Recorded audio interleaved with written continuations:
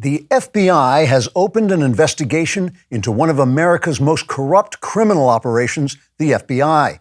Speaking from his poker game at the FBI's cafeteria and social club, the Federal Bureau of Investigation's capo da tutti capi, Christopher Wray, made the announcement to several of the Bureau's special agents and other made men. Wray told the family sit-down he was shocked to learn how corrupt he was and that he was planning to start investigating himself immediately. The special agents responded to the comment by chuckling darkly and then continued counting the quarters they'd stolen from local parking meters, making sure to put aside 10% for the mysterious figure known only as the big guy. The announcement came after agents from the Federal Bureau, now known simply as the Outfit, broke into Mar-a-Lago, the Florida home of former President Donald Trump, executing a warrant signed by Judge Bruce Reinhart, a former attorney for cronies of Jeffrey Epstein. They said the warrant gave the FBI agents legal authority to leave the severed head of a horse in the former president's bed, and also to search for, documents or whatever. Corrupt Attorney General and FBI consigliere Merrick Garland, in remarks caught on a federal wiretap, said, quote, "Corruption at the Department of Justice has now risen to the highest level, and believe me, I should know. I thought when I labeled concerned parents domestic terrorists, I couldn't get any lower, but I continually surprise myself by entering ever more degrading depths of political malfeasance. Fortunately, the public can trust me to investigate my complete dishonesty in an unprejudiced and bipartisan manner. I've already ordered SWAT teams to raid the homes of several Republicans at 3 a.m. and issued subpoenas to Democrats in the form of those cute punch bowl invites where you click on the envelope and it opens right there on your computer screen." Unquote. White House spokeswoman Karine "The Lip" Jean-Pierre, whose aliases also include Mama Malarkey, The Big Lie, and Lady Orwell, said the raid on Mar-a-Lago was a joint operation carried out by all of the FBI's 5 families, and that she'd never heard of it and had no knowledge of it, and pled the Fifth Amendment and demanded to enter witness protection. The Lip went on to say that agents were empowered by Judge Reinhart's warrant to crack open the former president's safe and make sure none of the incriminating documents they'd brought with them were discovered inside. Then they were permitted to go into Melania's closets so they could examine her lingerie and tell Judge Reinhart what it felt like, and especially how it smelled. Commenting on the raid to the 15-year-old girl who was giving him a massage, Judge Reinhart said, quote, "This warrant is one of the most despicable abuses of power I have ever committed in my long years as a defender of pimps and child molesters. I let Trump's political opponents invade his home over some nonsense about the federal archives, whose classified documents have been missing ever since Hillary Clinton wiped her private cell phones with bleach and then destroyed them with a hammer in what then FBI boss James Comey called an act of carelessness. I can't wait to uncover what a complete political puppet I am. Why, if Jeffrey Epstein hadn't hanged himself in prison just at the moment when every security camera happened to be turned off and his guards happened to have wandered away, I'd probably be under indictment already. I plan to start investigating myself just as soon as this massage has had a happy ending." Unquote. FBI spokesman Mark McCluskey, still speaking in a hoarse voice after having been shot in the throat by Michael Corleone, says the FBI has suspected itself of wrongdoing ever since they staged a phony investigation into Trump's Russian collusion based on information they knew was false and covered up the fact that President Biden is on the take by burying information they knew was true. McCluskey said, quote, "We in the FBI are in a perfect position to get to the bottom of this because we're at the bottom of this. And to ensure fairness, we're even handing the investigation over to a special prosecutor, Hunter Biden." Trigger warning, I'm Andrew Klavan, and this is The Andrew Klavan Show. I feel hunky-dunky, life is tickety-boo. Birds are winging, also singing hunky-dunky-doo. Ship-shaped, ipsy-topsy, the world is zippity-zing. It's a wonderful day, hurrah, hooray! It makes me want to sing. Oh, hurrah, hooray! Oh, hooray, hurrah! All right, we are back laughing our way through the civil war brought on by the corruption of the DOJ. I don't know. What should we talk about? What should we talk about? What's going on this week? We will talk about the most disastrous administration in memory and how they did the stupidest thing I've ever seen American politicians do. We'll get Andy McCarthy to help us figure it all out. This would be an excellent time for you to subscribe to this podcast. Leave us a 5-star review on Apple, wherever you get your podcast. It was really, really helpful to the show if you do that, and we appreciate it. Also, you can subscribe to my personal YouTube channel, the Andrew Klavan YouTube channel. If you press that little bell and just keep pressing it, just wait, something really wonderful will happen. Just don't stop, just keep pressing it. And also leave a comment.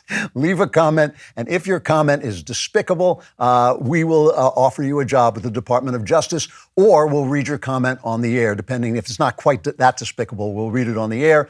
Today's comment is from Brian W. He says, your writers are on a par with early on Saturday Night Live writers.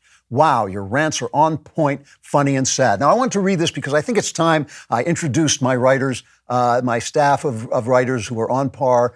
We hear this a lot. We hear a lot that they are like Saturday Night Live when they were funny, and they must have had, I don't know, 10, usually shows like that have 10 or 20 writers. So let me introduce our writers. Hi, I write the show. I'm here by myself. We don't even have engineers. I'm just sitting here talking. I just have to hope the microphone is working. But no, there are no writers on the show except me. So listen, we have urgent stuff to talk about. And I debated with myself whether to pause and pitch my book, and I'm going to do it, and I'll tell you exactly why. We on the right are always engaged in the war of the moment. And right now we've got a real battle in our hands with a corrupt and desiccated administration. They, the left, are always thinking about the future, and they're always going after the culture to make sure that the future will be the way they want it to be. Right now, in publishing, you can't publish a book unless, 1, you're a huge bestseller already, or 2, you are woke. I have friends who in the mystery business, in the mystery writing business, who are now making sure there is woke commentary in their mysteries because they want to get published. They want to make sure they get published. If you're a white writer, and I want all writers of all colors and both genders to be able to publish, but if you're a white male, right now it's very hard to get published. My new novel, A Strange Habit of Mind, which is the sequel to When Christmas Comes, it's not a political novel. It is an adventure novel, a crime novel, but it is also a novel that is very much about race and gender in the current world, and you can bet that it is woke would not begin to describe it. It's the opposite of woke. It is honest and true. If you pre-order this novel, A Strange Habit of Mind, you will set up the fact that this can now be a series. And that's important. It's going to be a top-notch crime series. Cameron Winter is an excellent character. This book is going to get really bad reviews if it gets reviewed at all. It's going to be attacked. I can promise you it will get attacked. You're it. You are the audience. You are the audience for this novel. If you buy this book, if you pre-order it, you will give courage to the publisher who will order more copies, which means we can sell more copies, which means we can start to make this into what I want it to be, which is at least a 10-book series. So please, if you can afford it, and if you like this sort of book, or you think you might like it, or you think you might know someone who would like it, go on Amazon right now and pre-order A Strange Habit of Mind. It actually matters, and you'll love the book. I promise you will love the book. You will not say, oh, I bought this book and I don't like it. You will love it. So I read this book last year. It was really shocking about the way they collect information from just about everything you do online. They collect and they sell your digital footprints, and they stitch together detailed profiles, which include your browsing history, online searches, and location data. Then they sell your profile off to a company who delivers you a targeted ad, which I find incredibly creepy. These same data brokers are also selling your information to the Department of Homeland Security and the IRS. I don't want the tax man showing up at my door because of some search I did on my phone. So to mask my digital footprints, I protect myself with ExpressVPN. It is operating on my computer right now. One of the easiest ways for brokers to aggregate data and tie it back to you is through your device's unique IP address, which also reveals information about your location. When you're connected to ExpressVPN, your IP address is hidden. That makes it much more difficult for data brokers to identify who you are. Download ExpressVPN on your phone, computer, and even your Wi-Fi router to keep you protected at all times. It just takes a second. Make sure your online activity and data is protected with the best VPN money can buy. Visit expressvpn.com/Klavan right now and get 3 extra months free through my special link. That's EXPRESSVPN.com/Klavan. PressVPN.com/Klavan, expressvpn.com/Klavan to learn more. And you're saying, yes, you spelled express, but how? Oh, how? Please tell me how. Do you spell Klavan? It is Klavan. No E's in Klavan. I just make it look this easy. There are no E's in Klavan. So, executing a warrant to enter the home of a former president with guns, chase out his lawyers, and search the place is the single most reckless and stupid thing I have ever seen a political party do. And if there's a civil war in this country, which God forbid, we do not want there to be a civil war, it will have begun with this. This is enough to start people on that road. It could be 20 years from now, but when historians write about it, they will start with this stupid move. It's reckless. And let me talk about why I feel that I have a special authority to talk about this, all right? More than once, someone has written into either the mailbag or to me personally or somehow gotten their question on the air and said, when is Hillary Clinton going to be brought to justice and sent to jail? Hillary Clinton is a career criminal. She has done terrible, terrible things. Among them, putting classified documents on her private cell phone and then destroying the evidence when the FBI investigated. As you recall, this was called carelessness by James Comey, and he said doing the job of the Department of Justice, he announced there was not going to be a prosecution, even though that was not for him to decide. Now they go in and raid. And so people would say to me, you've written to me and said, when is she going to come to justice? When are we going to put her in jail? And I said repeatedly, even though some of you got mad at me, I said, we don't want that to happen. We do not want our political opponents put in jail. We don't want to investigate and criminalize our politics. It is a bad, bad thing to do. And I'll tell you why in just a minute. But it's for the exact same reason why I've condemned January 6th repeatedly. Even though you tell me, oh, it was an FBI setup, or yes, it should have been done, or Trump didn't have anything to do with it. No, Trump didn't denounce it, and I've condemned it repeatedly. Why? I condemned it because it made us look like exactly what the left, the operatives on the left, say we are. This is not, okay? This is not, whether we like it or not. Remember, politics is about things that happen whether we like them or not. Politics works in a certain way, just like the economy. The left wants to say, oh, we're going to do the economy this way, but the economy doesn't work that way, so they always ruin the economy. We have to understand politics is the same way. It works in certain ways whether we like it or not. This is not a country with one side in it. This is a country with two sides in it, divided down the middle. There are radicals on both sides and sensible people in the middle on both sides, but it's divided down the middle, right and left. A reasonable respect for our opponents, our fellow citizens who disagree with us, who aren't radicals, who aren't Nancy Pelosi, who aren't AOC, who aren't corrupt politicians, but are just people who vote Democrat because that's how their fathers voted or they think it's nicer than voting Republican, however they do it. But they're honest, decent, hardworking American people who happen to vote for the other party. A decent respect for that, for them, makes it necessary for us to behave in such a way that they don't believe the far left people like Nancy Pelosi and AOC who are telling them that we're monsters and Nazis and fascists and racists and all those things. I know you think that everybody is like that on the left, but it's not true. The majority of people on the left are normal people who vote Democrat for the same reason normal people on the right vote Republican, all kinds of different reasons. I'm a reasonable person. And when I see the DOJ charge in to the house of a former president, a duly elected president. He was duly elected by the laws of this country. There is no excuse for saying he was not the president or that Hillary Clinton secretly won or that Russia colluded with him. It's all nonsense. He was a duly elected president. And when they go in to his house, when they didn't go in to Hillary Clinton's house, when she bleached her phones with BleachBit, a program that wipes her phones and hammered them so that you couldn't get any information. They didn't go in with him, and then they send armed men to search his house. Unless he's hiding a literal militia in there, unless he's training a militia to organize the overthrow of the government. Now they're leaking stuff to the press, which is making Trump laugh. Oh, he had nuclear papers in there. Unless he had an actual bomb in there, This has not been done in the 232 years of this republic. They shouldn't have done it now. And I want to make it clear, this has nothing to do with Donald Trump. You know I have problems with him, but I also love some of the stuff he did. I don't care about Donald Trump. This has nothing to do with him. To do something this reckless, this stupid, this inherently violent in a country so divided and so on edge, it's an admission not just of failure, but of utter failure, a desperation to hold on to power long after the justification of your holding that power is way, way gone. There is a famous Edgar Allan Poe story. I don't know if people read Poe anymore. He was a wonderful, wonderful writer, wonderful poet, wonderful short story writer. And he wrote a very frightening story called The Telltale Heart. It's a great story. Here's what it's about. The narrator is a madman. He's had an illness, he's gone insane, and he's works for as a private secretary, or he somehow lives with this old man. And this old man has a weird eye. He has a bulging, filmy eye.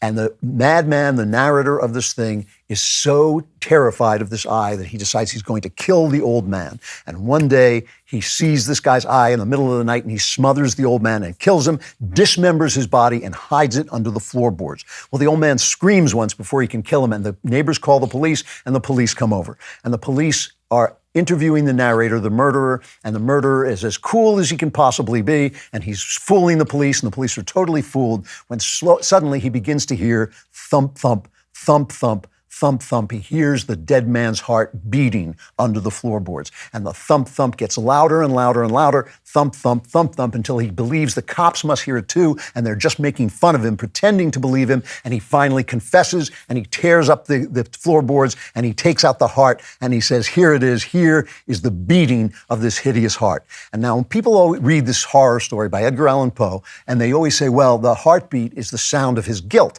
And yes, that's true. But you have to remember, he killed this guy because of that eye staring at him. So just the fact that he was being seen ignited enough guilt for him to do the murder in the first place. Something about himself, he hated himself so much that just the prospect of this eye looking at him. Donald Trump is a perfect metaphor for this. Donald Trump has many flaws. He made many mistakes, especially in that last year of the presidency when he let Fauci take over and he shut down the economy. Many mistakes. He was not a perfect guy. But that's not why he drove the Democrats insane. He drove the Democrats insane because of the fearlessness with which he pointed out their corruption and their malfeasance when he talked about the things that they did. Remember, just like the eye staring at this guy and driving him mad, they went mad before Trump had ever done anything. The Steele dossier, the phony dossier that they used to launch that stupid fake hoax investigation into Russian collusion, was gathered during the campaign, not afterwards. He already had driven them insane. Comey went and briefed him about the Steele dossier and all that, the P-tape and all that stuff, all that fake stuff, so that the information could be leaked to the press before Trump took office. They already knew, before Trump did anything, they already knew that a man like this, who said whatever he wanted, who had no break on his tongue, who had no discipline, no political discipline, and wasn't one of them, was going to expose them for what they are, the incredible failures, the incredible creeping state that has taken over our freedoms and essentially nullified our Constitution. They knew the minute they saw him that he was trouble for them and was getting in the way of that slow, blob-like spread of the deep state. You know, I have this thesis that I talk about a lot, that a lot of our troubles in this moment are due to the internet, right? The internet has brought about the spread of information, the democratization of information, so that we can see in front of us how bad our leaders are, how self-interested they are, how unwedded to the Constitution that they've sworn to protect they are. We can see them now. We can see their failures. We can see all the bad things they've done, and they want it to stop. They want to censor us on Twitter, on Facebook, everything. They want the control of information back so we can't see what they were doing, and Trump was the end of that. Trump just said, I'm going to say everything. The press is corrupt. I'm not going to pretend they're not corrupt. I'm not going to pretend that they're not left-wing activists pretending to be journalists. I'm going to say what has to be said. The great society of that the Democrats love and they feed off those welfare programs and that money, it has failed to elevate the underclass. And now when they call us racist, we say, no, it's you. You did this. You destroyed the black family. You addicted people to welfare. You're the people who keep people down if they don't have the natural get up and go to work their way out of poverty. You are the ones who have crushed them over your crappy welfare programs that you feed off of, that you buy votes with. You're the ones who addicted them to this. Not just black people, white people too. Poor whites too are also have had their families destroyed by this stuff. When you close the schools because you were kowtowing to your corrupt teachers' unions, parents could actually watch those same corrupt teachers corrupting their children with their sexual perversion. And when they complained about it, those same corrupt unions complained to the DOJ, and instantly, Merrick Garland said, oh yeah, we'll investigate them and see if they're terrorists, see if mom and dad are terrorists. We've seen Anthony Fauci lie in real time. It's all right there, and they want that hideous eye that is watching them to go away. And now that they have chased Trump out of power, now that they have gotten Trump out of power, he is like the sound of the telltale heart. They hear him coming back. They're so afraid of him. They see the people he's endorsing rising, and they want him to stop. It's like, you know, in the story, it's thump, thump, thump, thump. It's Trump, Trump, Trump, Trump. That's all they hear. And they've made this terrible, terrible mistake that something would happen in Argentina, something that would happen in a two-bit dictatorship where one party raids the other party. And again, remember, when you said, oh, they should do this to Hillary Clinton, I said, no, that is not how we operate. We have our arguments at the ballot box, and we settle them by voting, not by criminalizing the police. But the Democrats can't stand it because they fail at everything, and we can see them, and Trump says that they fail, and he says that they lie, and they cannot stand the beating of that hideous heart. Trump, Trump, Trump, Trump. They can't stand it. Trump, of course, seized on this immediately for a fundraiser, and here is a video he put out talking about what he felt about the country. This is cut 7. We are a nation that is begging Venezuela and Saudi Arabia for oil. We are a nation that surrendered in Afghanistan, leaving behind dead soldiers, American citizens, and $85 billion worth of the finest military equipment in the world. We are a nation that allowed Russia to devastate a country, Ukraine, killing hundreds of thousands of people, and it will only get worse. We're a nation that has weaponized its law enforcement against the opposing political party like never before. We've never seen anything like this. We're a nation that no longer has a free and fair press. Fake news is about all you get. We are a nation where free speech is no longer allowed, where crime is rampant like never before, where the economy has been collapsing, where more people died of COVID in 2021 than in 2020.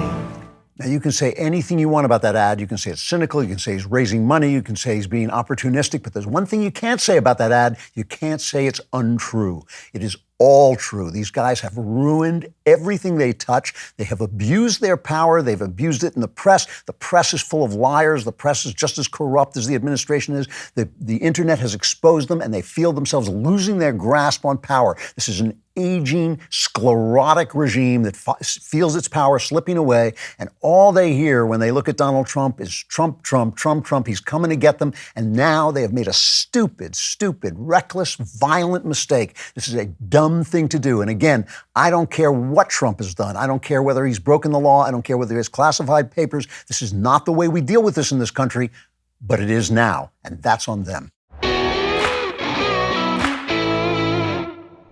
So I had a great vacation this summer. I know a lot of people are vacationing because I see them pouring into the airports. The airports are packed. When you travel, you want to be able to rest easy, and you can do that with the protection of Ring Alarm.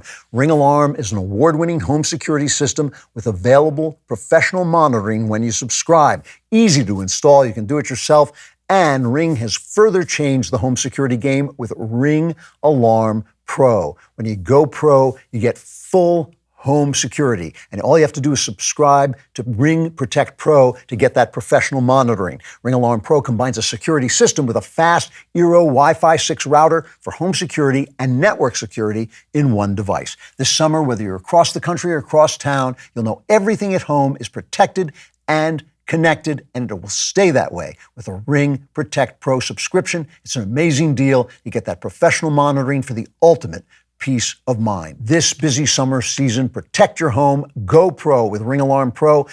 Learn more at ring.com/Klavan. That's ring.com ring.doorbell.com/Klavan. And I know what you're thinking. You're thinking, how do you spell Klavan? Here's what you do. Take your Ring doorbell. When somebody comes to the door, say, how do you spell Klavan? And if they know, set off the alarm.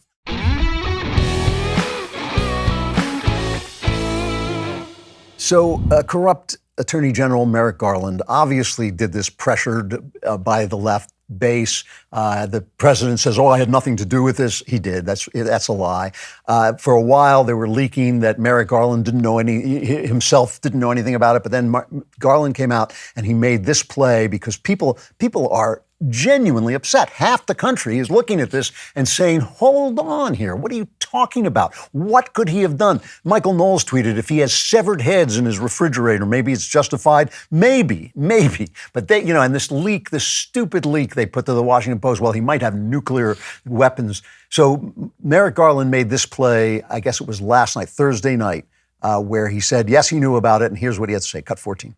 Just now, the Justice Department has filed a motion in the Southern District of Florida to unseal a search warrant and property receipt relating to a court-approved search that the FBI conducted earlier this week. That search was of premises located in Florida belonging to the former president. The department did not make any public statements on the day of the search. The former president publicly confirmed the search that evening, as is his right. The department filed the motion to make public the warrant and receipt in light of the former president's public confirmation of the search, the surrounding circumstances, and the substantial public interest in this matter. I personally approved the decision to seek a search warrant in this matter. So this is a political move by Merrick Garland because he's coming under heat, right? So you can have a warrant. A warrant's like an indictment. An indictment, you can try. They say you can indict a ham sandwich. An indictment, you can charge somebody with anything you want. With a warrant, you can say, I'm searching for anything you want. You may have to get a judge to sign off on it, but that doesn't mean you can't. The Department of Justice can't find a judge to do that. So they can say, we're looking for a body. So what they were obviously hoping here was that Trump would say, no, I don't want to release the warrant because I don't want people to see what I've got stored away at Mar-a-Lago. Trump, of course, was too smart for that, said, release it, please. I demand that you release it right away. Garland kind of took issue with the fact that people were calling the DOJ corrupt or political, but we know they are. We know they are. I mean, we know the FBI filed fake FISA information to get a warrant to tap Carter Page's phone. We know that they pushed the Russian collusion. We know that they buried Hunter Biden information, so it was harder to investigate, harder to classify it. We know this thing where the teachers' unions basically demanded that they investigate the mom and dad for saying, hey, could you not, queer our children, please? And they did it on like that within hours. They said, oh, yeah, we'll investigate them as terrorists. We know they're corrupt. We know that DOJ, that Garland is a bad guy. I mean, it's not like we suspect him. We know that he is a political puppet. He is a political instrument and is willing to use the Department of Justice for his own political goals. Anybody who says that we're being nasty. I saw on Fox, I can't remember who they were interviewing. Somebody said, well, I thought Republicans were supposed to back the blue. We don't back corrupt cops. I mean, we don't back bad cops. That's the whole point. We believe most cops are really good. We're the first people to say, no, this cop stepped out of line. We don't support cops blindly. It's a stupid question. And the FBI has just covered itself in shame these last 6 years. I mean, it has been now 6 years of the FBI. And for a long time, I've been saying it's not the rank and file, it's the brass. I'm sure that's mostly true, but I don't see a lot of rank and file quitting or resigning in protest either. So I don't know how deep this goes, but this is really bad. All right. Now, the Republicans are calling for answers. They're calling for an investigation, but this is all kinds of Republicans. This is not just radical Republicans. Dan Henninger, I like to joke about Dan Henninger. He's a columnist for the Wall Street Journal, and I like to joke about him that he is the avatar of the establishment. It's like if you were, they used to say the Episcopal Church was the Republican Party at prayer, he would be the avatar of that. He would be the incarnation of that. He's an establishment Republican. That's kind of where he stands. He wrote a column yesterday saying, forgive me for not spending more than a moment on the legal niceties of this event, the applicability of the Presidential Records Act, that it had to be about something big, blah, blah, blah, blah. They're all beside the point. You can hate Donald Trump until your eyes pop out, but let us be clear, he was elected the 45th president of the U.S. No former president who was disliked by many, not Clinton, not Reagan, not FDR, had his home invaded by a squad of FBI agents. This should never happen in the U.S. End of discussion. That is a Wall Street Journal columnist, not a radical, okay? So half the country is feeling pretty much this way, at least, and wise Democrats should feel this way too. I don't know if they do, but they should. Now, here is how the press is reporting Republican objections to this. This is cut 2. Sources tell ABC News there's been a strong reaction to the raid on extremist and QAnon-related forums. Sources say there's been a strong reaction to the raid on extremist and QAnon-related forums. Sources also telling ABC News there's been a strong reaction from some extreme groups online, including QAnon and other groups. There's been a strong reaction to the raid on extremist and QAnon-related forums, including those that were active before January 6th. Including those that were active prior to January 6th. Including those that were active prior to January 6th. Involved in the January 6th insurrection. Including those that were active prior to the January 6th riot. Some have been calling for violence and even a civil war. Some of them include calls for violence and even a civil war. Some of them include calls for violence in online forums and even civil war. This was the top comment on the search on the pro-Trump site The Donald last night. Quote, lock and load with references to a civil war. Talking very violently about civil war. Searches for civil war spiked. They're talking about civil war. Civil war. Civil war. Civil war. Civil war. Civil war. It's Pravda. It's Pravda. It's regime media. It's regime media. That's what it is. I mean, it is unbelievable that these guys haven't got the self-respect to look at that leak and say, oh, we're being used. I mean, just the simple self-respect to look in the mirror and say, I'm not going to be used by the DOJ. That's ridiculous. I'm not going to demonize half my country. I'm not going to demonize half my country by calling them violent and associating them with QAnon and militias and all that stuff. I mean, that's essentially what they're saying. You know, it's amazing that they haven't got the simple journalistic self-respect to say, I'm not going to be used that way, or to make fun of it, or just throw it away. I mean, it's a fake leak. The Washington Post leaking this nuclear codes story, which is utterly absurd. Even Trump is making fun of that. You know, so now you're a violent radical criminal if you think that for the first time in 232 years, the DOJ raids a former president's home, when we've had a lot of former presidents. Some of them have been dishonest, some of them have been despised. It's never happened before, and you're some kind of radical if you agreed with Dan Henninger of the Wall Street Journal that this should never, ever, ever, ever happen. Who do they think trusts the DOJ and the FBI at this point? Well, I'll tell you one person who does, Stephen Colbert. Stephen Colbert. You want to see the quality of stupidity. You know, this clip says a lot. Here's Stephen Colbert's reaction on CBS. It may be hot outside, but in here, it's Christmas. Because yesterday, we all got the present we wanted. FBI agents raided Mar-a-Lago.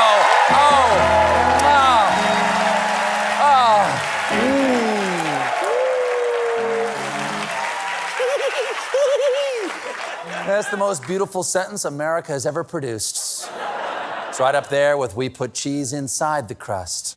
So this wicked, stupid, abusive little man, right, who makes millions of dollars and tells you should be buying a Tesla like he does if you're complaining about high gas prices. That's literally what he says, right? This is the guy who told us that Halloween was like socialism because you have candy and the kids want the candy, so they come and you give them some candy. It's just like socialism. They left out the guns that the socialists come with. This little twisted punk has a fantasy. What's his fantasy? What does he think's going to happen? What does he think's going to happen if, in fact, violence does result? If, in fact, half the country is alienated now from the Department of Justice? What does he think's going to happen? Oh, we'll just arrest him. That'll be great. You know, we'll just criminalize half the country. What does he think that's going to actually look like?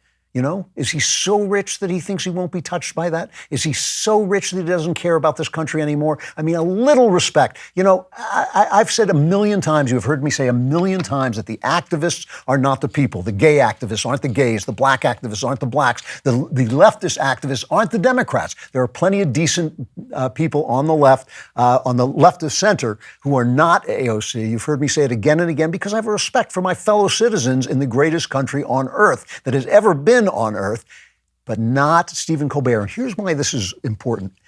Stephen Colbert's ratings are basically even with Greg Gutfeld's on Fox, okay? Fox is a cable channel. CBS is a network. The networks have like 10 times the ratings of a cable, 10 times the capability of getting ratings than a cable station. Even Fox, a powerful cable station.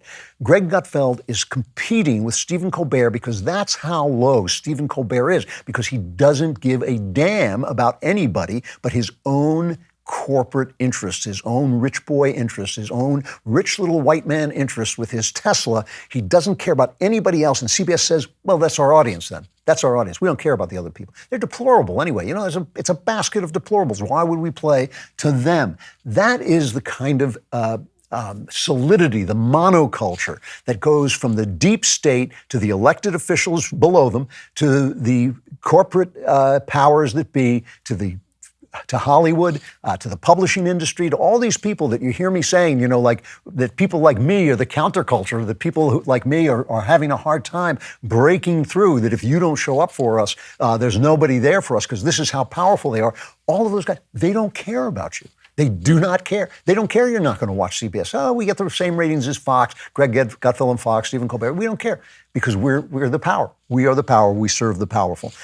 It's an amazing, amazing thing. They hate you because you see them and they know they failed. You know, inflation rose, I guess, it was at 8.5% in July, which is a little better than it was. It was down from like 9.1% a month before. So it's trending. That was a good thing. You know, it's still hugely high, but it's no longer at a 40-year high, okay?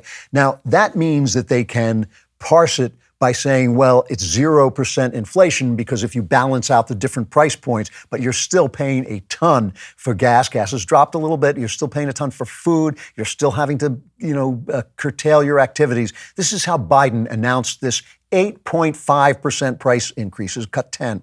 I just want to say a number, 0.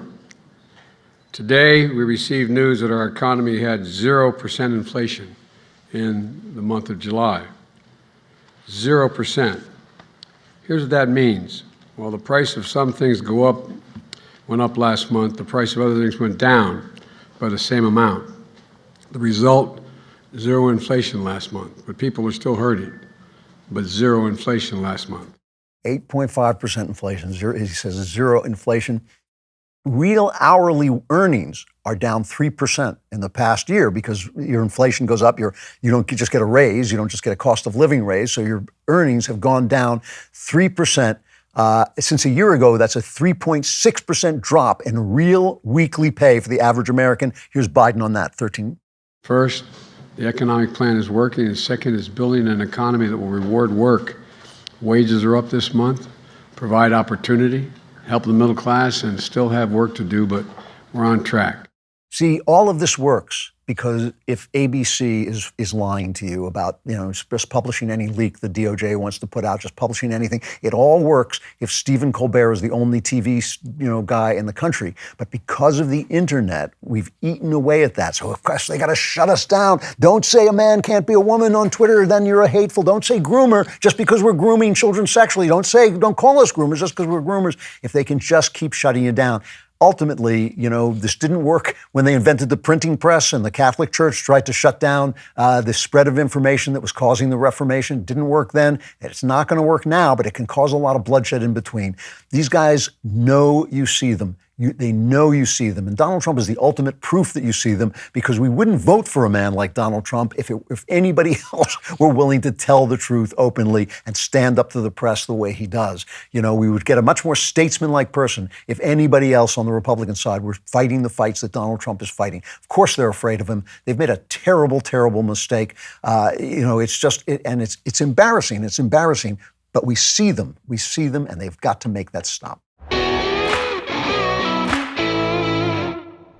So we're living in a moment when some of the craziest scenarios seem to be becoming very, very realistic. The food supply chain is hampered. An article that just came out from Business Insider says we're in a global food crisis that will wreak havoc on local economies and trigger civil unrest.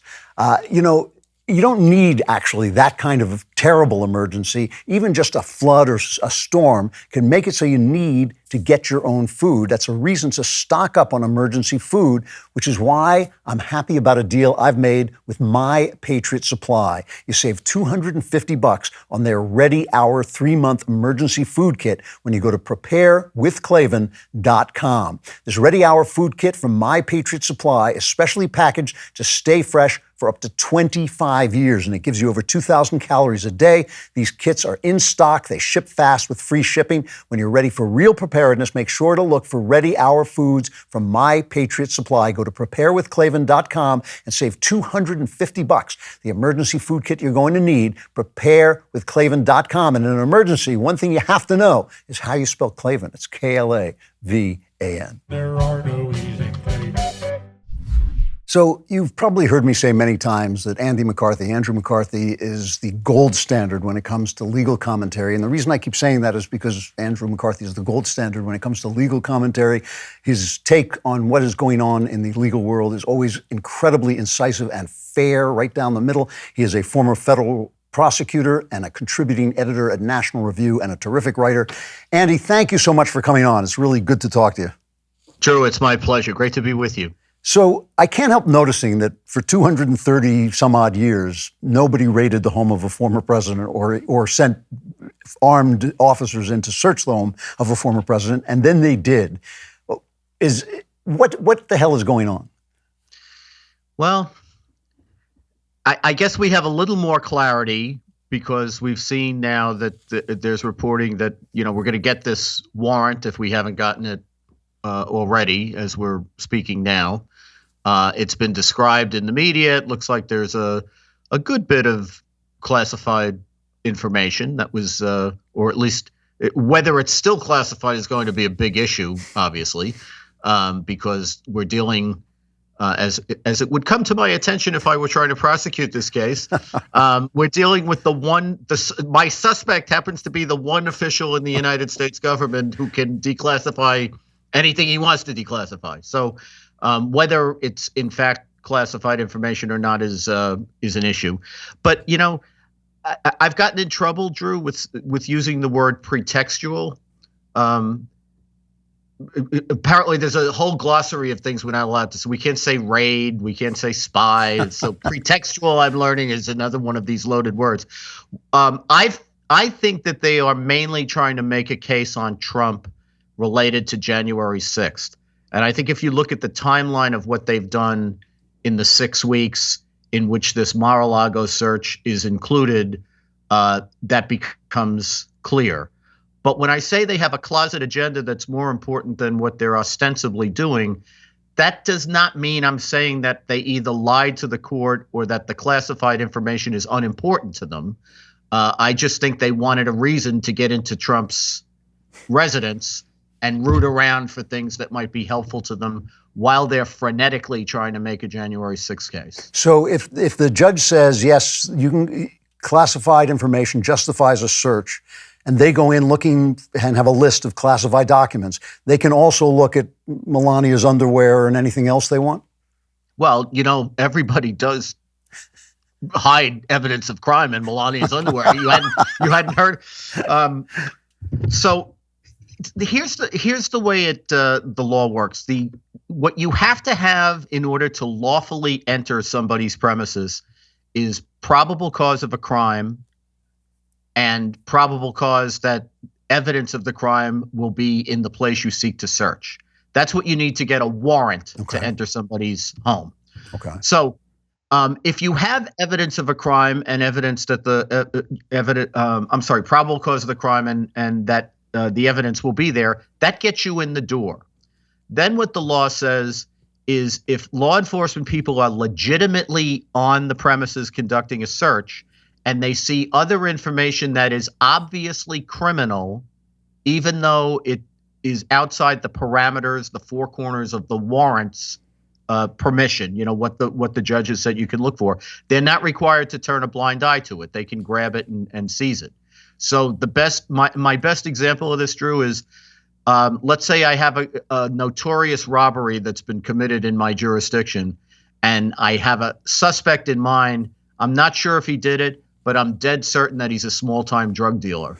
I write a warrant for narcotics trafficking because I know if the agents go in and they find a gun and a screwdriver and a mask all wrapped up in a bag, they can take that because it's obvious evidence of a crime. Whereas, by the way, if I wrote the warrant and I guessed that I would find the robbery tools in there, and it turned out the agents didn't find them, then I'd have to sit in court during the trial and hear a defense lawyer say, "Isn't it a fact that you told the court you were going to find all this evidence of burglary? And what happened? You didn't find anything, right?" So that's the rule. Basically, if they're in the place legitimately and they see something that's obviously criminal, they can take it. But, it's got to be obviously criminal. And not everything is. It's one thing to say if you find a gun with an obliterated serial number or you find a pile of heroin on the table, that's, pretty obvious. Documents are another matter. And I think that's probably why we've heard so much about this Presidential Records Act, which is kind of enmeshed in the public discussion of the classified information. But I think it's important that we separate it out because the way the media has covered this, I think people don't realize this. The Presidential Records Act is not a criminal statute. You can't get a search warrant for a violation of the Presidential Records Act because to get a search warrant, you need probable cause of a crime. In our system, we don't think it's important enough to use the intrusive method of a search warrant unless you've actually done something so serious that we punish it under the criminal law. So your theory is that what they're really looking for is not classified documents, is something to do with January 6th. What could they find that would be important to them about January 6th? Yeah, just to be clear, I have no doubt that they're interested in taking back the classified information, but I think they're going to have some time proving that Trump didn't declassify it. But putting that on the side, it seems to me that watching the 9/11, not the 9/11 committee, the January 6th committee, watching them do their docudrama series this summer, got the left very agitated that Attorney General Garland wasn't doing enough and being aggressive enough on the Trump prosecution, which they don't understand why Trump hasn't been drawn and quartered, yesterday. So they don't understand why Garland hasn't indicted him yet. And what the January 6th committee is homing in on, which I can tell now that the Justice Department is homing in on, is this theory, Drew, that Trump and those around him were engaged in two conspiracies. One, to obstruct the congressional count of electoral votes. And the second one, which is a really kind of insidious statute, is conspiracy to defraud the United States. Now, when you hear the word defraud, I think when Congress first eons ago enacted this statute, what they meant was what we ordinarily think of as fraud, which is stealing money.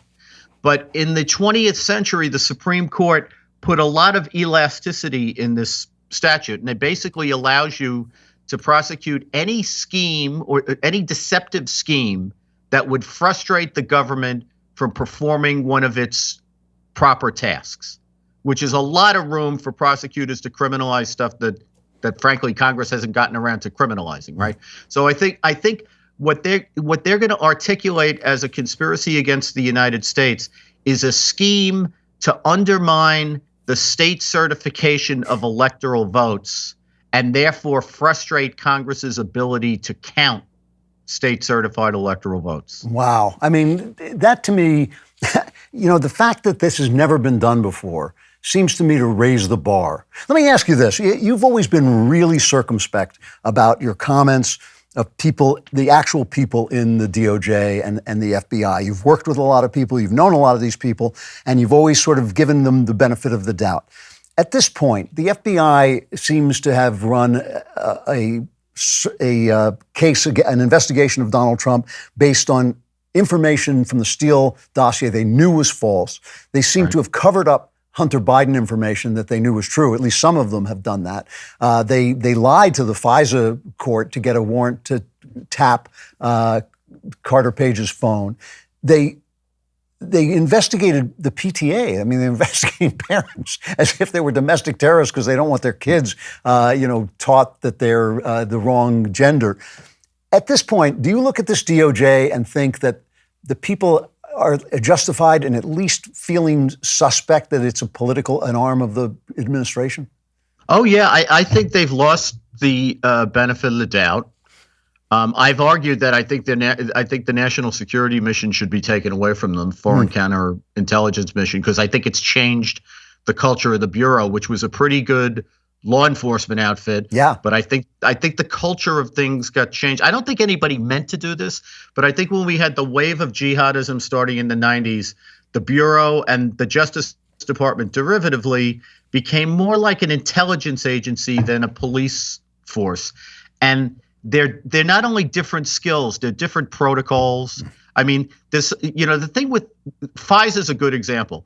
You go to get a FISA warrant like the Carter Page warrant that you just talked about. If you lie to the court, no one's ever going to find out about that. If the court doesn't catch you, that's all classified. It's never good. You're not like trying to build a criminal case. You're just trying to monitor, right? So the only due process a person ever gets is, does the FBI and the Justice Department tell the truth to the court? And if they get it by the court, then they can do whatever they want, right? In the criminal justice system, we hope we get honorable people as prosecutors and police, but we don't bank on it. So what keeps people honest is the fact that your work is going to be checked. Like when I go for a criminal search warrant, if I lie to the court, I have to turn that over in discovery once I bring a case. So I know the defense lawyers are going to be poring over it and the defense investigators are going to be poring over it. And if I have done a shoddy job or if I've lied to the court, that's going to be found out. And when people know that they're going to be caught when they do bad stuff, they tend to not do bad stuff. Whereas, in the FISA system, that's not how it works. So, I think in this national security stuff where everything is classified, you start to get this way of thinking that your efforts to protect the country are much more important than those little rules that we deal with in the criminal justice system, the constitutional protections, because I'm here to protect the country. I'm here to save mankind. And I do think that is not a healthy mindset to be in on the police side. So if I could do, it's easy to describe these problems. And by the way, Drew, it's not just you and me describing it, right? The Justice Department's Inspector General has written hundreds of pages of reports on FISA abuse by the FBI. The FISA court has condemned the FBI for systematic abuse of FISA. So this is not just like, right-wing guys railing about the FBI. Actually, the FBI used to be a lot more popular among the right wing than it was among the other side. But I think that I don't think anyone intended for this to happen. We all thought that terrorism was the most important thing we were dealing with because it was in that point in time. And we thought a lot about how wise is it from a national security standpoint to treat terrorism as a criminal problem. But what I don't think we spent enough time thinking about was, what does treating terrorism as a criminal problem do to the quality of justice in the criminal justice system? And I think that 30-year experiment, unfortunately, has not turned out well. That's a really interesting point. When you talk about finding evidence that Trump wanted to overturn the election. I mean, you could just ask him. He'd tell you that. It seems to me that when you send armed men into a former president's home, it really does stink of like a tin pot dictatorship. What is the idea? I mean, wouldn't they have to find something of incredibly grotesque illegality to soothe the minds of the half of the electorate that voted for Donald Trump, that made him president of the United States? I mean, what could in their imaginations, in Merrick Garland's imagination, what could he possibly be thinking could be a good outcome of this? I mean, it seems to me like he's throwing a match into a tinderbox. Yeah, but I wonder how much people are thinking about what's a good outcome, Drew, because I knew Merrick Garland in the 90s when I was doing terrorism cases. I thought he was a really good guy. I mean, I thought he was like the adult in the room in the Clinton Justice Department. He was a real strong law enforcement guy. He's a left of center guy, but as far as law and order was concerned, that stuff doesn't generally matter. And I thought he was a very solid institutionalist as far as the Justice Department was concerned. So the reason I say that is the Merrick Garland I know, if an agent or a prosecutor came into him and said, you know what I think we ought to do? I think we ought to send the FBI out to investigate America's parents, because this whole thing of dissenting about the woke stuff in the curricula, I think they seem like domestic terrorists to me. The Merrick Garland I used to know would have looked at that person like he had three heads and say, what are you, crazy? Are you nuts? And yet the Merrick Garland who runs the Justice Department did it. So to my mind, there's what they know is a good or a bad idea, and then there's what they do because they're under pressure from the Democratic base. And what I keep hoping is that a lot of the stuff that Garland is doing is as bad as I think it is mainly theatrical, and that when push comes to shove, they won't actually file these charges, which would take the country, I think, to a not good place. But if you ask me, do I think that Trump's going to be indicted? I would say 7 chances in 10 he's going to be indicted. Really? And I don't think it's over. I mean, they may add classified information charges now that they've done this, but I think they are gunning to get him and Eastman. And I don't like saying this because I know a lot of these guys, but they're trying to make a case on these guys on January 6th. Does that prevent Trump from running for office? Because I think it would get him elected. Nope. It doesn't. No, in fact, one of the more hilarious things that came up this week is they think, in one of these classified information statutes, which is a 3-year penalty, one of the provisions in the penalty section is disqualification from holding future office. Now, that can't apply to Trump because the qualifications for the presidency are set forth in the Constitution. And by the way, the disqualification for the presidency is set forth in the Constitution, too. To be qualified, you have to be over 35 and a natural-born citizen. They're very minimal qualifications. And to be disqualified, you have to be impeached by the House of Representatives and convicted by the Senate. And disqualification is part of the penalty. So the black letter law here is that when the Constitution sets forth the conditions, they can't be amended or changed by statute. You have to amend the Constitution. But just think about how loopy it would be if you said, if you commit seditious conspiracy or you're a multiple murderer, you're still qualified to be president. But if you violate this 3-year mishandling classified information statute, why, we've got you now. So it's. I think the whole discussion of it was ridiculous. So the short answer, now that I've given the long-winded answer, the short answer is Trump can run for president. He could run for president from prison. Huh. I don't know that, people would elect him, but, he's not disqualified as a matter of law, although they keep trying to come up with theories why he should be disqualified as a matter of law. So, for someone who has never been in the Justice Department, for someone who's never been in the legal business, for ordinary American, basically, looking at this, there's something truly terrifying about this as they spend $80 billion to increase an IRS and give IRS agents guns, which I love the idea of accountants with guns. Just what we need. It's terrifying. Yeah, but it's terrifying. Are you terrified, or do you think like this is a bad turn in the road, but it can be turned back?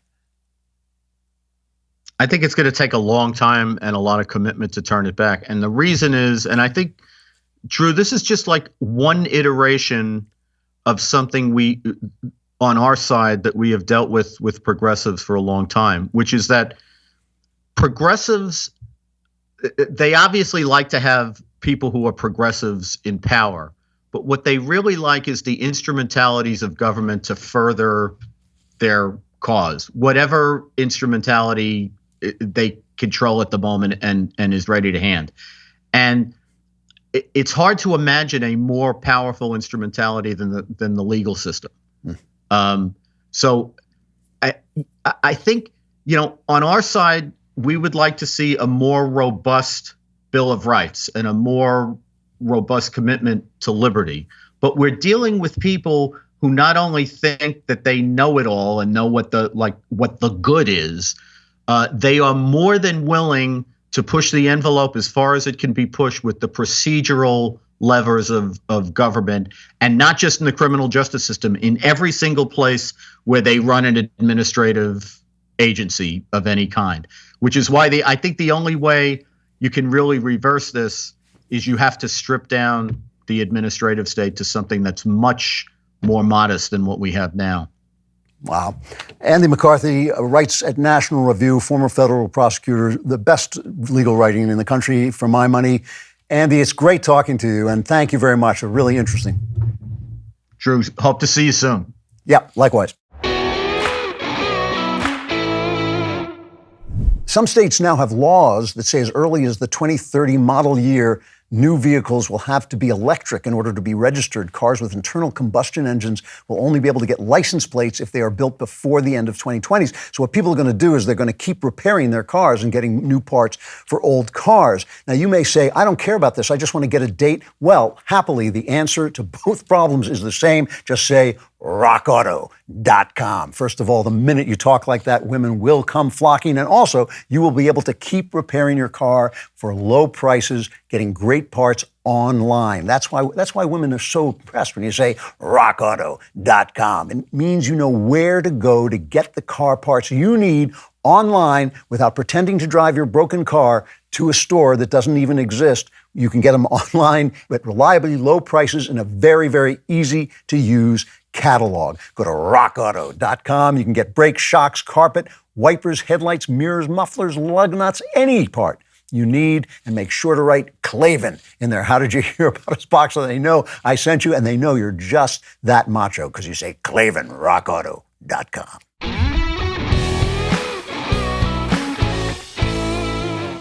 To show you how frightened the Democrats are, how unnerved they are by Trump. And again, it's not Trump. It's not Trump personally. It is what he represents. I've always said there are two Donald Trumps. There's Donald Trump, the man, who is a problematical guy in a lot of ways. And there's Donald Trump, the voice of the people who for 50 years have been told their country stinks, they're racist, they're sexist, they're homophobic, their religion stinks, there's no God, they're superstitious. They've been told that for 50 years by all these guys in suits sitting in air-conditioned offices in New York, talking on microphones that are paid for by corporations. They've been told this again and again and again. Trump was their voice. He was the voice of the people saying, you know what, you actually in Davos saying there shouldn't, you billionaires sitting in Davos, flying to Davos in your private jets and saying there shouldn't be any ownership so that way people won't be able to own a Volkswagen and use up all that gas that we need for our private jets.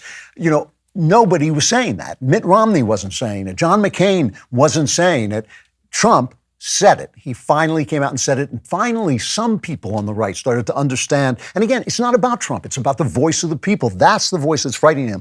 But to show how frightened they are, the Democrats, until this stupid, reckless move, they had a good week. They had a good week. They got Joe Manchin. They bought Joe Manchin, and he went over to vote for their stupid anti-inflation bill that is going to, of course, just cause inflation. But, you always know it's each bill on both sides is the opposite of what they call it. But that was for them a good week. They could tout, yes, we have ruined the economy even more. Things are going to cost more. We're going to tax you more. They were going to pump $80 billion $80 billion into the IRS to hire agents who are supposed to be trained with guns. They're advertisements. They're wanted advertisements for the guys they're going to hire. So you have to be willing to use deadly force on your fellow Americans. That's what it really says. They're hiring people. They're going to be auditing many, many, many more people. and raising taxes on corporations. Here's Tim Scott commenting on the effect of this. Cut 11. The CBO, a nonpartisan organization, Congressional Budget Office, says that 90% of the revenue generated from these new IRS agents will come from people making less than $200,000. Under $200,000 represents 90% of the revenue generated, and the revenue generated is around $300+ billion. As a former small business owner, Dana, the one thing I cannot do is be the human resource department, my own legal department, and sell whatever it is I'm trying to sell. This is a burden that will be headwinds for job growth and for reinvesting in your small business. I can't think of something less popular than the 3 letters IRS showing up in your mailbox. Ridiculous. So, this is a big win. It is. It's a big political win for the Democrats. They finally put forward their Build Back Better, destroy the economy, wipe out the middle class bill. And this is what they'll be bragging about. If they thought you were going to love it, if they thought Donald Trump wasn't going to call it out for what it was, they would not have been raiding Donald Trump's home. They would not have been doing that if they thought that they could get away with this without being called out. If there were no internet, if they could count on ABC and NBC and CBS to be the only voices you heard, believe me, they would just be banging the drum saying how wonderful this bill is. This bill actually includes a 15% minimum tax on corporations. So those stupid, it's unbelievable how stupid socialists are. We'll sit around going, tax 15%, tax the corporations 15%. How come my iPhone costs 15% more? I don't understand. Because corporations don't pay taxes. You pay the taxes when you buy their products, whose prices have gone up, adding to inflation. That's what's going to happen. But still, a win for the Democrats. They could have lived with it if they didn't know we were going to expose it on the internet, which they hate. If they didn't think that was there, if they thought they could have silenced Trump by just excluding him like they did at Twitter and Facebook, if they thought they could keep him down and keep him quiet, they would not be raiding his home at all. Believe me, they wouldn't have to. So the midterms are coming, and there are 2 takes on this. One is that we're going to wipe the floor with them. The other is there are people who are sounding a warning sign. I want to read you 2 different takes about the upcoming midterms. First, there was Democrat pollster Mark Penn. He's a Democrat. Whether you can trust his polls or not, I have no idea. But he is saying that Biden's job approval is at a historic low, but the Democrats still get 50% of the generic congressional ballot. So in other words, people are willing to vote for their Democrat congressman, even though they hate Joe Biden. It says 18% disapprove of Mr. Biden's performance, yet plan to vote Democratic in November. And a closer look at this group could prove useful to both parties in the election. Now, so he's saying the midterms are still up for grabs. And there are a lot of people saying this, actually. The Wall Street Journal is taking the tack that the fact that Donald Trump is endorsing and helping to victory in the primaries untried candidates, and he's choosing them by whether or not they agree that the election was stolen, whether they will back him in his claim that the election is stolen. And they say that this is increasing the chances that Republicans will lose because these are inexperienced people with what to the Wall Street Journal are far out beliefs, namely the belief that the election was stolen. He says in Arizona, current Governor Doug Ducey would have been the strongest GOP Senate candidate, but Mr. Trump vowed to defeat Mr. Ducey if he ran after the government refused to help overturn the former president's 2020 defeat in the state. Governors Larry Hogan in Maryland and Chris Sununu in New Hampshire would also have had to navigate Mr. Trump's vendetta politics, and they also chose not to run despite entreaties from current GOP Senate leaders. The Republican Senate winner in Arizona was venture capitalist Blake Masters, a Novus candidate who won Mr. Trump's endorsement after he backed the former president's stolen election claims. This backward-looking focus won't help with swing voters in November. Now, I've interviewed Blake Masters, and I liked him. I was impressed by him, but I'm just reading you their point. Mr. Masters is now the underdog to Democratic Senator Mark Kelly.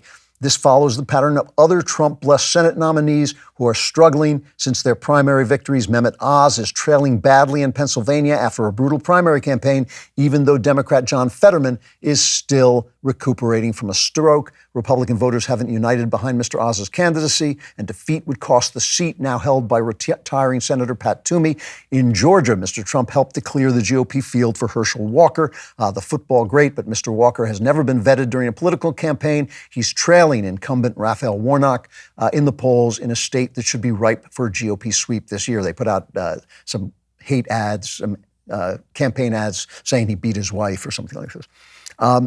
Now, you should note, by the way, the Democrats are also pouring money into Trump-backed candidates. The Democrats are backing them because they think they're too crazy to win. Here, on the other hand, is my friend Kurt Schlichter. He was supposed to be on the show today. I don't know, he got run over by a cement mixer. The guy's such a weakling, he can't stop, but he'll come back. He will come back on. He couldn't come today. But he wrote this piece saying, "Don't believe the media Senate psych out. We will win big." He says, now that most of the Senate races are set, expect the regime media to start up with its newest narrative that we can't win and that the red wave will peter out into flaccid humiliation like a bulwark staffer in the backseat on prom night. But it's all a lie. This November, we're going to mop the floor with these losers. Yes, the Democrats' zillionaire core is flooding the Lib candidates' coffers with money. No, some of our GOP candidates do not meet the exacting standard of the mainstream media and the unsatisfied liberal wine women who watch it, but none is outright awful, and money isn't everything. The 400th head Dr. Oz lived in New Jersey Fetterman ad is going to cost a fortune to air, but will make no improvement from the 399th to heart attack Shrek's chance. You will hear nothing from the regime media for the next 100 days until the general election, except how the GOP is doomed, dying, and done for. It's a psyop and a cheesy one, but it's all they've got. The Democrats know that unless they can disillusion and demoralize us into giving up, they're on the way to the electoral wood chipper. So Kurt saying all this talk about bad Trump-backed candidates is a psyop. Don't pay any attention to it. One last take that I should add, because this is the one closest to mine. But before I say that, let me say this. One of these people is right. Yeah, either the Journal editorialists are right or Kurt is right. One of them is right, and not both. Trump's candidates may lose because they're too far out, because nobody cares about the last election, because they're too loyal to Trump, because people don't like Trump, or they may win. We should pay attention to that, and we shouldn't fall away. If they lose, we shouldn't say, oh, the election was stolen, because then you never learn anything.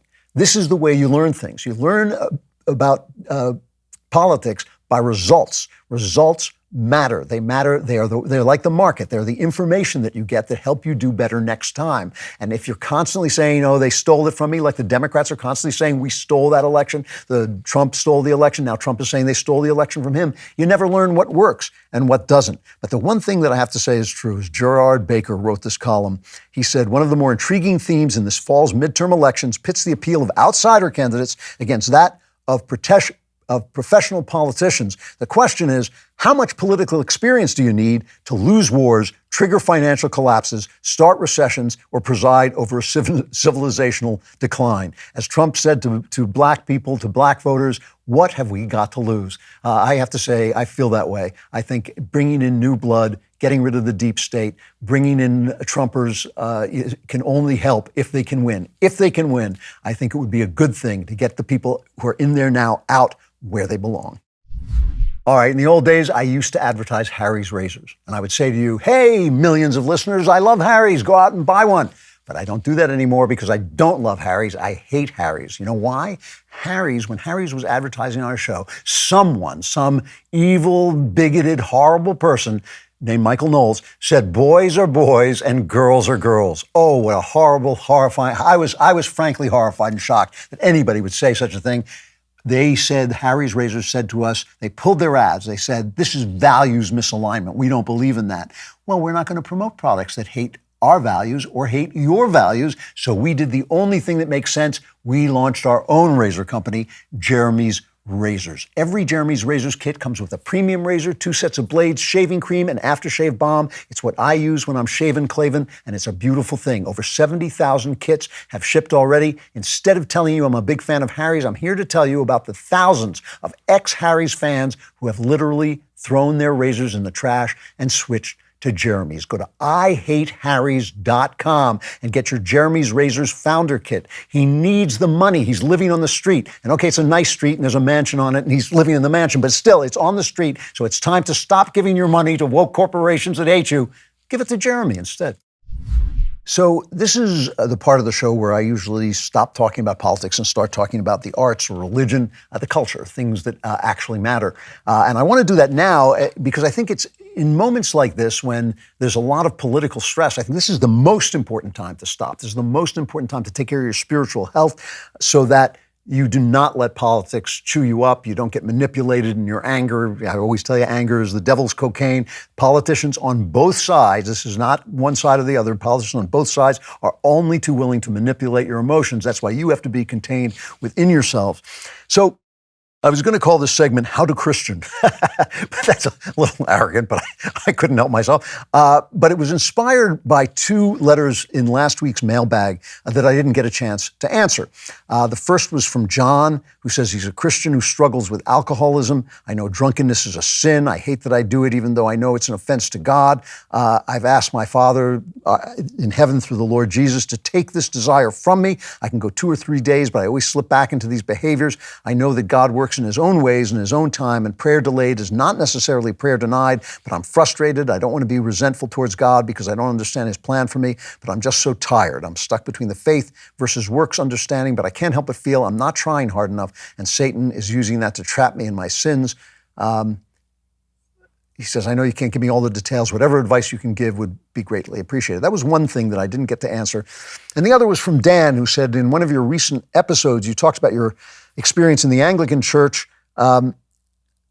He says, I grew up in a non-denominational church where the Lord's Supper is a symbolic remembrance only and not the actual flesh and blood. I feel a bit uneasy about the concept of eating the actual flesh of Jesus. I know it's largely a mysterious sacrament, but could you explain more about it or correct me if I'm mischaracterizing? So both of these letters have to do with something that's called praxis, Praxis, which is the practice of something as opposed to the theory or the knowledge of something. And what I'm about to say are my personal thoughts. I think about praxis a lot, but these are my personal thoughts, is not to be confused with Orthodox Christian doctrine. But it's based on the fact that I've noticed that we often talk about what Jesus tells us we should do, love our neighbors, love God, but we almost never talk about how he says we should do it, the method, the praxis of how you get to the point where you feel that you are being Christian, that you are doing Christianity. I mean, what if you don't like your neighbor? What if you're not feeling the existence of God? How do you get to that point where you are doing the things that Jesus wants you to do? Now, the first thing about this, I would have to say, is that Jesus was willing to die to say these things, and most unpleasantly, if I may say so. So we have to imagine that for the King of the universe to take human form and suffer a humiliating and painful torture and death, the thing that he's trying to tell you is not an easy thing. It's a hard thing. It's not your ordinary life. It is an extraordinary life. And it's not business as usual, you know? And I'm always amazed how many Christians write to me and explain away some of the hard things that Jesus said. The one I talk about most is judge not. You know, when he said, you know, judge not, people write to me and say, no, what he meant by that is don't judge hypocritically. But that's ordinary. We all judge people, and we try not to be hypocritical about it. And he said, love your neighbor. And they say, well, I love my neighbor, but I hate his sin. I love the sinner, but I hate the sin. And therefore, I'm going to burn him at the stake. It's the best thing I can do for him. I'm going to throw him out of my family. I'm going to reject him. I'm going to spit on him. I'm going to put pictures of him up on Twitter and say that he sickens me. And that'll be my way of loving him, you know, because it helps get rid of the sin. We always talk about, and you know, what I always think when I hear that, is what's the difference between your Christianity and ordinary life? We all hate people who do things we dislike. We all judge people, find a way to judge people. And what if when Jesus said, judge not, he meant stop doing that? What if he said, when he said, love your neighbor, he didn't mean love him, set him on fire, or insult him, or talk about how awful he is. He just meant love him. What about that? You know, that seems to me the harder thing to do. And I'm not passing judgment on the people who write me those things. I'm just saying it doesn't work for me. It doesn't elevate me. It doesn't bring me joy, which is what I'm looking for. I'm looking for an extraordinary life in Christ, not an ordinary one, a joyful life, and not an angry one.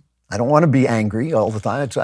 I think it's a waste of my life, which, you know, this is on earth. This is the only life you get. So, I mean, you want it to be a good one. You want it to be a joyful one. And I want to have a hopeful but realistic life. I don't want to choose between happy talk nonsense about how blessed. I'm blessed. You know, it's a blessing, even though I'm in despair. And I don't want to be in despair at the unbelievable levels of injustice and evil in the world. Jesus promised me joy. The joy that was in him would be in me, and an abundant life in the midst of horrible reality. He said, the world will give you trouble, but I have overcome the world. I want to collect on that promise. I want to know how that's done. So This letter from the alcoholic Christian reminds me a little bit, and I'm not making fun of him. Alcoholism is a terrible thing. I've dealt with a lot of it in my life. I'm a writer, so I've known a lot of alcoholics. I have to work very hard to keep my drinking under control because I love booze. So I have to work hard at it myself. I'm not making fun of it. But there is an old joke that I was reminded of a boxer who gets into the ring to start a fight, and he crosses himself. And one sports fan in the audience turns to another and says, "What does that mean when he crosses himself?" And the other one says, "Not a damn thing if he doesn't know how to fight." And the thing is that I'm glad this man, John, is praying over his alcoholism, but it doesn't help if you don't stop drinking, right? And the ways you stop drinking are not by asking God to take the desire from you. You have the desire, that's already there. It's not going to just go away. God doesn't just come and pluck things out of your personality for you. That would be a violation of your life in a lot of ways. You have to do something. So you have to go to Alcoholics Anonymous. You have to maybe get some therapy. You have to do that. Maybe you have to go into rehab. You have to do the things that people do, the best methods we have, whatever you think they are, whatever you think that best method is, to stop drinking. And then when you fall off the wagon, you have to start again and start from day one and do it again. And it probably does take AA. It probably does take other people. Very few people can do this alone. Many of the people I know who have stopped drinking alone are still alcoholics. They just don't drink anymore. It is the people who have found something to replace it, namely God, that AA teaches you how to do that. You have to go and do that. Now, a lot of people say, well, how is that Christian? This reminds me of people who say that Christmas isn't really a Christian holiday, it's really pagan rites that are Christianized. Now, only some of that is true, but even if it's true, to me, that's a feature, not a bug. Christianity should Christianize everything. Why get rid of a beautiful festival that happens in December 25th? Why stop decorating a tree? If decorating a tree is a beautiful thing, why not just decorate it in honor of Christ instead? That is a beautiful thing. That's a good thing. So AA is a very Christian religious organization in a lot of ways, but I don't care what you do. Go to therapy, do yoga, whatever it is. You will make it about Christ if you do it in Christ, if you do it through Christ, and we'll be talking about that in just a second. But that, you have to do stuff. You can't just say, oh, I'm a Christian, so God, take away my alcoholism. It doesn't work that way. You have to do the thing that needs to be done. And most of the time, this has to do with what's called processing. You have to process your pain. You have to process your history. You have to process your life and find out more about it. Now, in every age, human beings refer to their minds using the highest technology that's available. So Plato used the chariot. He would talk about the driver of the chariot was the reason, guiding the passions, who were the horses, because that was the best technology they had. A chariot was the best technology they had. If you look at Sigmund Freud and his version of the mind with its repression, things get repressed and then the pressure from the repression, well, it's a steam engine. That was the highest technology they had. He based his idea of the mind on the steam engine and talked about repression and pressure and, exposing releasing the tensions and things like that. We talk about processing because our biggest machine is the computer. That's the most complex machine we have. And so we talk about processing. That's what computers do with information.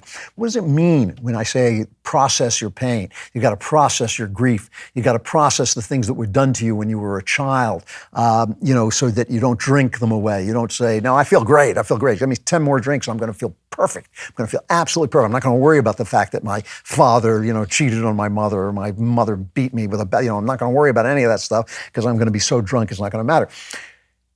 To process something by my lights means first and foremost and above all to pay attention to it. To say it is there, that pain is there, that those memories are there, that anger is there. It doesn't go away because I pretend I'm blessed and I talk happy and I smile and say, Jesus, Jesus, Jesus. It doesn't go away. It is right there, and I'm going to bring it out to the surface and look at it and find out where it comes from. And that's why Jesus tells you not to judge not. He says so. He says, don't look at the mote in your brother's eye and your neighbor's eye. Get that plank out of your own eye. Pay attention to yourself. The one thing you are not doing when you're talking about someone else's sin is looking at your own problems. And that's paying attention, which is the center of all processing information, all getting rid of the things that are bothering you. And sometimes you have to talk to other people to do that. Shakespeare in Julius Caesar has Brutus say, the eye sees not itself, but by reflection. You can't look in your own eyes. You have to look into a mirror. And sometimes people, a therapist, a pastor, a friend who is really on your side can act as that mirror and help you pay attention to yourself. And that reflects you back on yourself. So you can see, just to give you an example, let's say you're a lady and you lost your temper with your husband because he forgot to gas up the car. And you speak sharply to him. So here's the partner of your life. Here's the father of your children. Here is the man who maybe puts you through school, or maybe puts a roof over your head, or maybe makes sure you have enough to eat, who takes care of the bills, or maybe, mows the lawn, or whatever, all the invisible things that spouses do for one another, he does, and you're yelling at him and making him feel bad because he forgot to fill up the gas. And you always do that, damn it, you're so careless, you're so reckless. That anger, when you put it in that context, and that's the context it really is in, is irrational. And you have to look at why you spoke to, the husband of your life, the partner of your life, and men and women do this, this is just an example, why you spoke to him that way in such an ungrateful, cruel, and disrespectful way, right? I mean, people ask me, my marriage has been an extraordinary one, and people ask me how, and I say, well, one thing is, we're nice to each other, we're polite to one another. But when you think about it, when somebody helps you to pay attention to that, you find, I felt like I wasn't being taken care of, like I felt when my mom didn't come home from work, or when my dad neglected me when he walked out. I've always felt afraid of being, and so I'm taking that out on my husband. When you start to realize those things, when they're open, you gain control of them. That's processing information. And that can help you to stop drinking as well. You're drinking to kill something. It's not a disease. They say it's a disease like you catch it. No, it's an addiction, and you have an addiction instead of something else. You have an addiction to prevent pain that's coming to you from somewhere else. So, how is that Christian? Well, it's only the start of being Christian. This whole thing about that Jesus, when Jesus was asked, how do I live in the kingdom of heaven? He would say, well, don't commit adultery, don't commit murder, honor your father and mother, don't do this, don't do that. And you think, well, is that what I have to do? No, that's the beginning of what you have to do. He said that's the process of what you have to do. That's getting stuff out of the way so you can begin to pay attention to your life. So what are you trying to achieve? What are you trying to achieve by doing those things, by going to a therapist, by going to your pastor, by going to AA, by getting rid of your bad habits? You're trying to achieve what Jesus said. He said, I, Jesus, am the vine, you are the branch. And Paul said, I am no longer alive, but Christ lives in me. You're trying to replace that ego, that desire, that flesh that envies your neighbor, says, I want what he has, even though I don't want what he has, or it says, I want to sleep with that woman, even though it would ruin my life. All the things that your flesh is telling you, want to replace that ego, that monster, that monkey inside with Christ, with God. And you do that by seeing the world differently, even if you do it only for a second a day, even if you do it for 1 second a day. And that brings me back to this other email, this other mailbag question about what the Mass means. The Mass is a practice that helps you see the holiness of the world, that helps you see that you're not just looking at water, you're looking at water. It's amazing. It breathes life. Other planets don't have that. It's not something we get everywhere. It's this amazing thing. When you look at an ant and you look at a stone, the difference between those two things is a miracle. How do you see that, really see it all the time? The Mass is one of the ways you do that. The communion is one of the ways you do that. And one of the reasons I say, one of the most unpopular things I say that people get angry at me about is the transubstantiation, the Catholic doctrine that the bread and wine actually turn into the body and blood of Christ, and symbolism are exactly the same thing. The reality of the world exists in our minds. The way that humans experience the world exists in human minds. If through ritual and paying attention and meditation, you can see and feel and experience the symbolism of bread and wine becoming God, you have caused transubstantiation. That is transubstantiation. There ain't no difference. It's transmogrifying, it's changing the substance of the thing. It's not changing the bread or the wine into something else. That's not what Catholics believe. They believe the substance of it. And that happens in your heart and in your mind. When you do that, you start to see that the world is holy, that your husband, when he forgets to bring in to gas up the car, is holy. Your relationship to him is holy. The water is holy. The wine, the food you eat, the love you feel, and most especially the love. And that's what you're trying to get to. You're trying to get to that love that God will put in you if you let him live in you. It's a practice. It's supposed to be a little bit of work. It's not supposed to happen. You're not supposed to pray for it and have it magically happen. It's supposed to be something you do by paying attention, processing your pain, giving up your sins, and moving forward to let yourself open, to be filled with God. It is something you have to do. Now, you heard me talking about letting God into your life, and many of you, of course, are saying, what's the point? The Klavanless week is almost upon us. And you're right, so I take it all back. No, I don't. I'm just joking, but the Klavanless week is coming. You do not want to go. You have to get rid of your problems if you're going to endure this incredible darkness of the Klavanless week. That's why we have the mailbag. FBI, open up! Oh, God, a little dark humor there. All right, from Justin. Just wanted your thoughts on women in the church. I have friends who see this differently. One friend is a pastor who says, according to the Bible, women are not to hold senior pastor roles in the church. These roles are for men because men lead the church, while the other friend claims this to be a misinterpretation. Please help clarify. There is a line about women not preaching to men. It was felt to be a bad idea. That is in one of the epistles. I'm saying this from memory. Others argue, of course, that all of the disciples were men, the apostles were men, and therefore women should not have leadership roles. Here's my answer to this. It's a little wishy-washy. Philosophically, I'm not convinced that women shouldn't preach. In practice, I have almost never seen women as an addition. That didn't mean they weren't smart. It didn't mean they weren't good. It meant the effect of having female leadership in churches, in my experience, my limited experience, has been negative. Female leadership, not female participation. Women can be just as holy. In Jesus' ministry, women were very prominent. In Jesus' ministry, it was women who first experienced the resurrection. Women are very much in terms of status, at an equal level in Christianity. In terms of status, they are at an equal level in Christianity. In terms of roles they play in the church, they are traditionally not. I go to a church where women don't preach. And I don't do that. That's not why I go to that church. I go to the church for other reasons, but they don't preach there, and it has been better. You know, I mean, I've heard women say things several times where they say, well, this is what the gospel says, but by golly, I say something. I heard a woman give a sermon once where she started, who can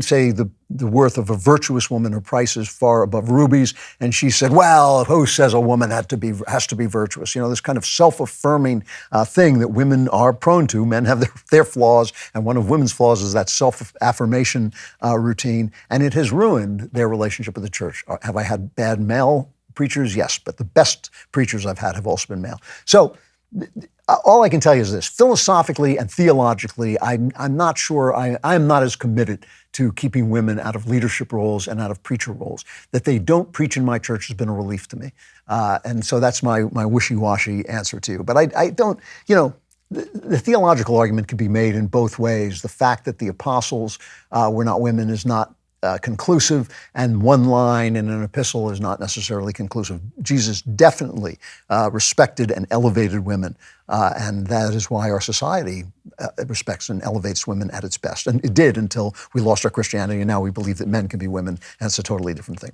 From Rebecca, I'm a born-again Christian. I struggle with my friendships. Currently, my best friend's a non-believer.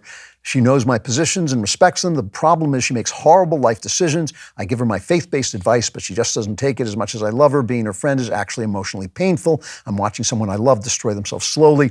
We're about to move to a different state. My question is, when making friends in this new place, should I avoid getting this close to a non-Christian again? I feel like that sounds horrible, but I just don't know ultimately what the right thing to do is. I would appreciate your advice before facing another Klavanless week. Well, my advice is this: ask yourself if you get something out of your friend's destructive behavior. Do you like the drama? Do you like having authority over her? Do you like being the good one, the good person, the wise person? Is that giving you some sort of pleasure? Because it's not just non-Christians who destroy themselves. Christians do it too, and it's not just Christians who act well. I would say you should choose friends who act well simply because you want them to have a good influence on you as well as you having a good influence on them. You don't want a friendship where one of you is morally superior to the other all the time. That's just ridiculous. You want a friend who can give you good advice just like you give them good advice and who can enjoy the things that you enjoy. That can be a Jewish person. Plenty of Jewish religious people behave well. It can even be someone who is not religious, though I understand why that would make it harder for you to communicate. What I would think about is the behavior of your friends, not the religion of your friends. And I would think also about what you are getting out of this relationship so that you don't keep repeating it. That happens a lot. It's happened to me where I have repeatedly made friends with people who were not good for me and had to realize, well, what's the, pay attention to that. I had to realize what's the source of that? What am I repeating? What trauma am I repeating in my life? And if that's true of you and you're repeatedly making friends with people who behave badly, you want to find out why you're doing that, think it through, think what you're getting out of it, and then stop doing that. But it doesn't have to be according to religion. From Joe, I'm one of your Australian listeners. I was having a discussion with a couple of friends around book piracy. I always buy hard copies of books because I like the tactile feel of physical books, but also because the author deserves payment. One of my friends, a smart guy, says he pirates books if the author is deceased since he doesn't want to support the author's estate. That's ridiculous. It's stealing. It's stealing. I write a book. I have done a job. You pay me for that labor. I know a lot of young people who know how to work the internet, who can steal books. But no, you should pay me, and your copyright only lasts for a certain number of years after your death. And in that time, my family should be able to inherit the work I did, just like they can inherit my money. And then that copyright runs out, and it becomes public property, and then you don't have to pay for it anymore. But those are good laws, laws that protect intellectual property, encourage intellectual property, right? We know this. The more you pay people for their work, the more they want to do that work. And it's just stealing. It's just stealing. It is stealing work to download books that you haven't paid for. Somebody did the work to print that book. Somebody did the work to write it. Those people should be paid, and their descendants should be paid for a certain period of time. I think the laws on this are good, and I think intellectual property law should be strengthened, not weakened, and you shouldn't steal. From Nathan, I'm a Christian husband and father of 2 young boys. A little over a year ago, I became disabled due to a medical issue, and I'm bedridden most of the time. I'm at peace with my own situation, but would love to hear your advice on how to teach my boys to become men given my limitations. We don't know how long I'll be like this, but I would like to do the best I can given the situation. There are 2 things I think you should do. One, I think you should get better. Now, I'm not saying that lightly. I know that there are diseases that can be crippling, but make sure you're really crippled before you're crippled. If you can get up, if you can get better, if you can improve, do it. Do not let this thing beat you. Do not let your children see it beat you. Do not think like, well, it's kind of easier than going to work. And I know a lot of people who do this, so I'm not picking on you. I'm just saying, if you're sitting around going, well, I still kind of feel bad, so maybe I shouldn't get up. Get up. Get off your butt and actually show your kids what courage looks like. If you can't show them what that kind of courage and determination looks like, at least show them what stoic suffering looks like. All that said, then there is the day-to-day of it. And of course, you should be there for your child. You should be part of your wife's disciplinary measures when those are needed. You shouldn't just sit there and let your wife carry out the discipline, even if you can't do it yourself. You should make sure you are a participant in it and that you support your wife in it. You can play lots and lots of things. If you can wrestle on the bed, you can wrestle on the bed. You can play video games. Shouldn't all be video games, but that's one of the things you could do. You can still participate in your children's life, and you can do it by showing them what it looks like to suffer illness and pain gracefully, if that is possible, if you can do that. When you say you're at peace with your own situation, don't be. Don't be at peace with being bedridden. Rage against the dying of the light.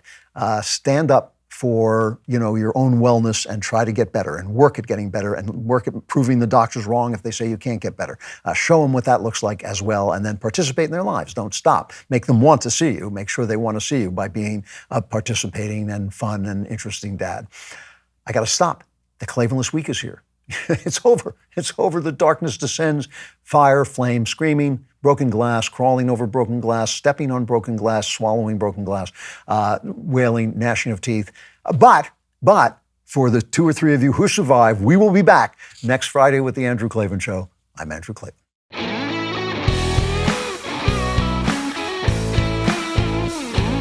The Andrew Klavan Show is produced by Lisa Bacon, executive producer Jeremy Boring, our supervising producer is Mathis Glover, production manager Pavel Wadowski, editor and associate producer Danny D'Amico.